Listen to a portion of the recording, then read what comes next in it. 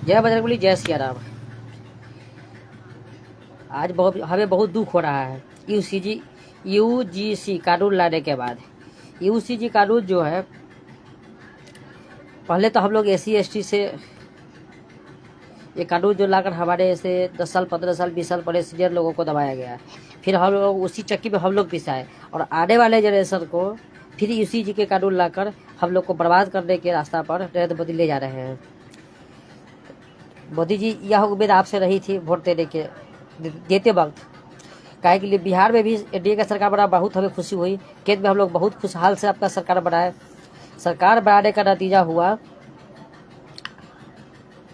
साझा में यूजीसी कानून, SC SC एक्ट, न जाने कई सारे एक्ट को हम लोगों के ऊपर डालिएगा और हम लोगों को उत्पीड़न कीजिएगा, उस पर दबाने का कोशिश कीजिएगा। ये तो बात को पक्का बोल रहे हैं। हम अपने जिंदगी में अब बीजेपी को वोट देने के लिए देते वक्त हम लोग का हाथ जरूर कांपेगा, सब किसको वोट दे रहे हैं। इस तरह हम लोग को सताया जा रहा है। फिर एक बार भारत में हम लोगों के ऊपर जालियांवाला बाग जो हत्याकांड हुआ था अमृतसर में, वो भी जो एक्ट के लिए लोगों को, दिहत्थे लोगों को मारा गया था, 400 लोगों को मार दिया गया था। और वायलेट एक्ट था।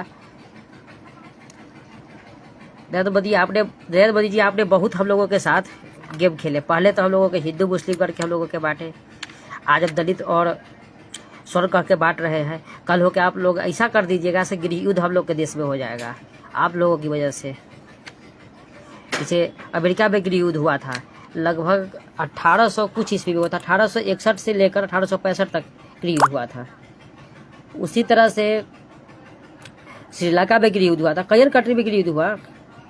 वह नेता लोग की वजह से होता है।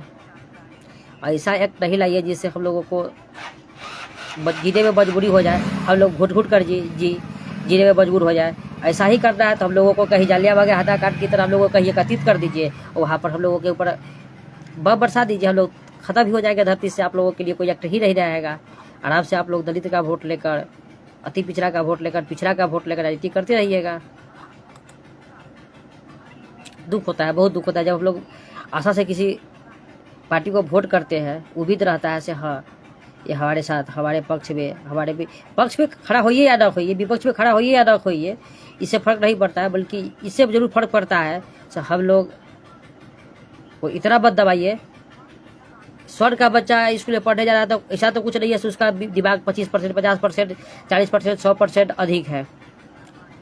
हम अपना कहानी बता रहे हैं। जब हम लोग एजुकेशन में थे, पढ़ाई कर रहे थे और एग्जाम दे कर रहे थे, तो हमारे रिलेशनशिप के लोग पूछते थे, हमारे परिवार के लोग पूछते थे, बोरे रिजल्टवा कहिया आता। और जब रिजल्ट नहीं आता था तो क्यों बात करते, पप्पा ये गड़बड़ा गया अगला गुला तो पक्का तभी जाइए। इस तरह से हम लोग कह के बात को काट देते थे।